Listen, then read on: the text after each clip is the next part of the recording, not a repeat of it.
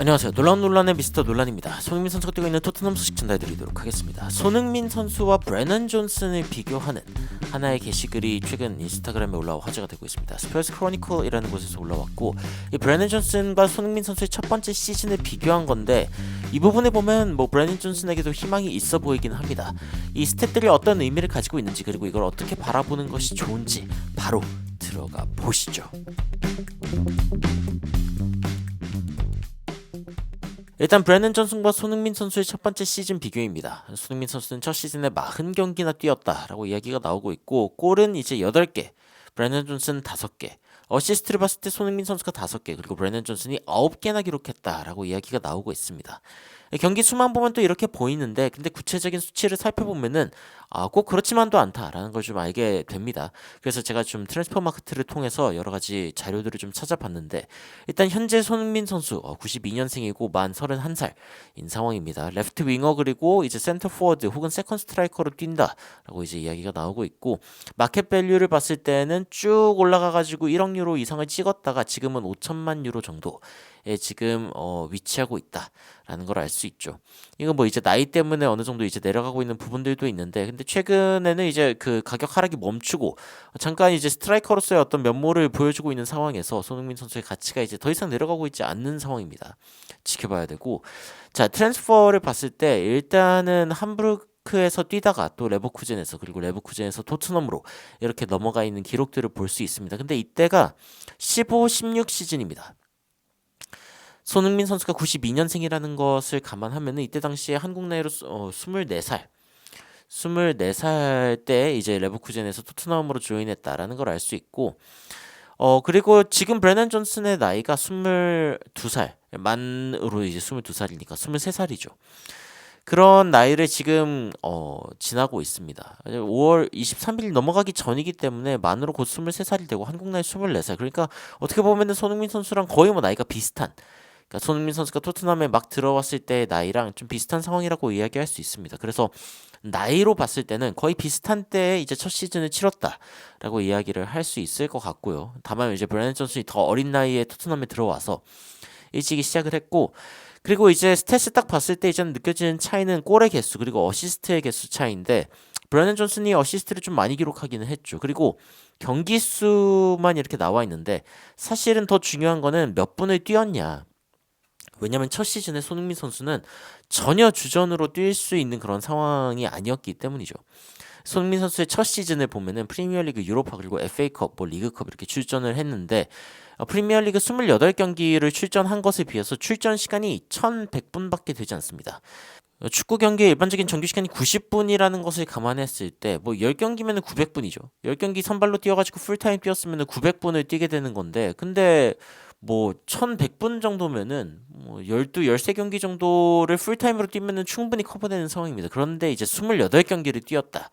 이게 무슨 뜻이냐면 결국에는 교체로 나서는 상황들이 굉장히 많았고, 혹은 이제 나왔어도 교체를 당하는 그런 상황들. 포체티노 감독의 전술 운영을 여러분들도 이제 기억하실지 모르겠지만, 윙어들을 풀타임으로 뛰게 하는 경우가 그렇게 많지 않기는 했죠. 그러면서 이제 손흥민 선수가 교체 기회를 많이 얻었다라고 역으로 이야기할 수도 있겠지만, 여하튼 4개의 골, 하나의 어시스트를 기록을 했었고, 유로파에서는 3골 3개의 어시스트를 기록하면서 유럽 대회에서 또 좋은 모습을 이때 당시에 보여주긴 했었습니다. 경기 수가 7개밖에 안 되는 거에 비하면은 굉장히 좋은 공격 포인트라고 할 수 있고, FA컵에서도 하나의 골, 하나의 어시스트를 이 4개의 경기 가운데 기록하면서 대회 가운데 좀 좋은 모습을 보여줬지만, 여튼 프리미어 리그에서는 좀 아쉽다는 평가가 있었죠. 그리고 이제 브래넌 존슨의 첫 해인데, 브래넌 존슨 같은 경우에는 조금 다릅니다. 일단 31경기를 일단 뛰었고, 그러니까 리그에서 뛴 그 경기 수 자체를 봤을 때는 큰 차이가 나지 않아 보이지만, 손흥민 선수가 1100분 출전할 때 브래넌 존슨 같은 경우에는 2000분을 출전했다. 거의 리그에서의 출전 시간이 2배나 되는 그런 상황이거든요. 심지어 이제 유로파나 이런 유럽 대회 자체가 없었습니다.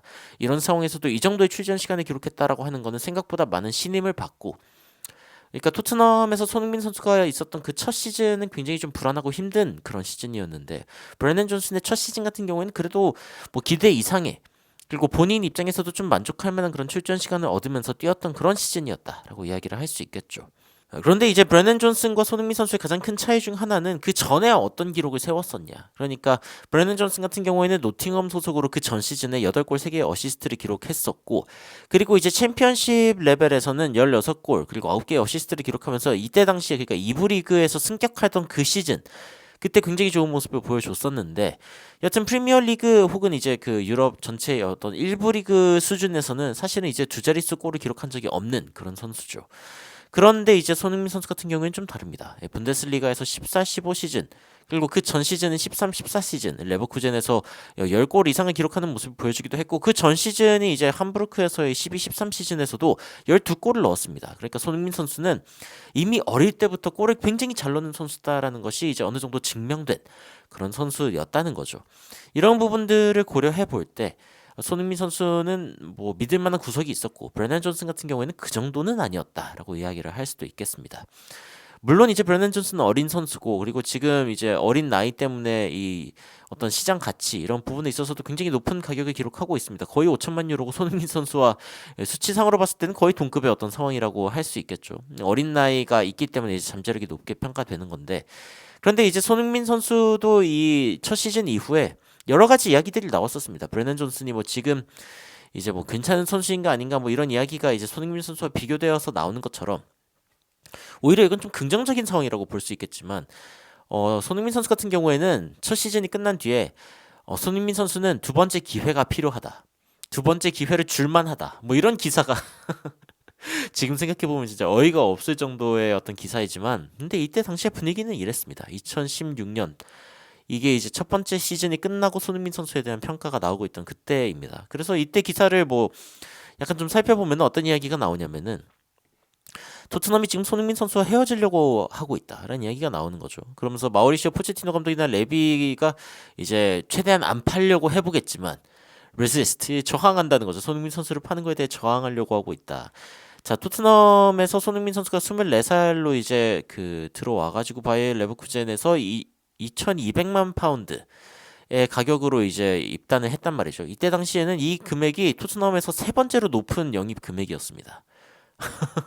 그거 자체가 일단 좀 충격적이기는 하죠. 토트넘이 이제 꽤 많은 돈을 쓴 거였다. 그런데 이제 토트넘이 이때 당시에 이제 그 뭐 보르시아 도르트문트라던가 아니면 뭐 볼프스부르크 이런 팀들이 손흥민 선수 그렇게 쓸 거면은 우리가 다시 사갈게, 내놔라, 뭐 이런 식의 이야기를 했고, 그리고 여기에서 제시했던 금액은 2,400만 파운드.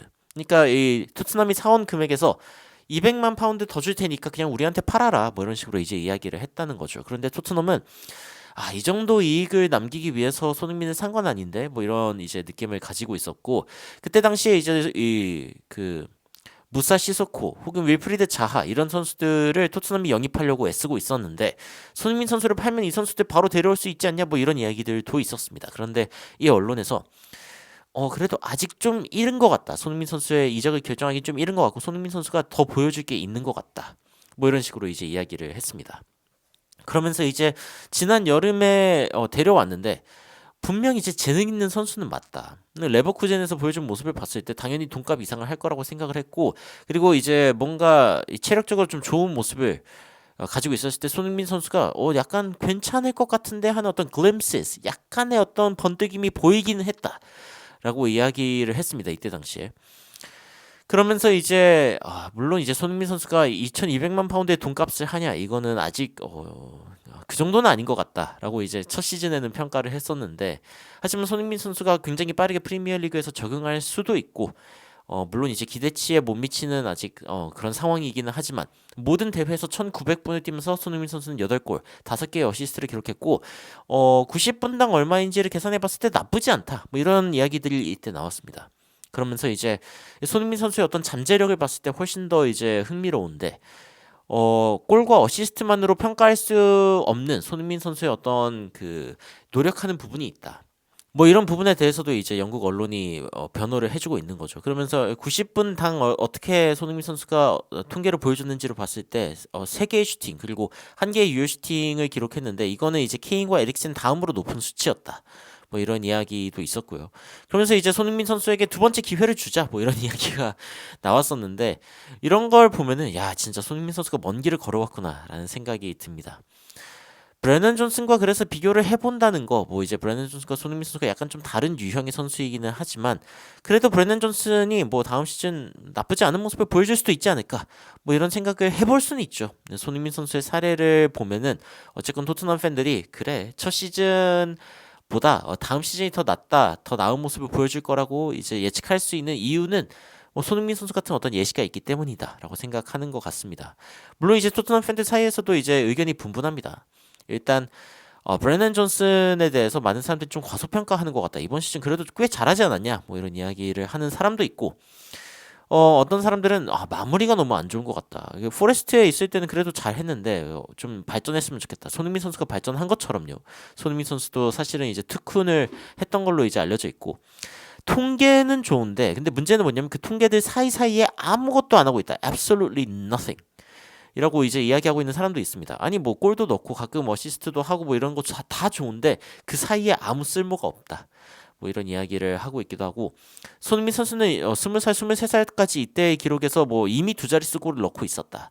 그래서 이제 브래넌 존슨과 직접 비교하기는 좀 힘들지만 여하튼 브래넌 존슨이 열심히 했으면 좋겠다. 발전했으면 좋겠다. 그리고 이제 브래넌 존슨 같은 경우에는 홈그라운드 사이닝, 그러니까 지금 영국 프리미어리그에서는 홈그라운이죠. 홈그라운드가 아니라 홈그라운.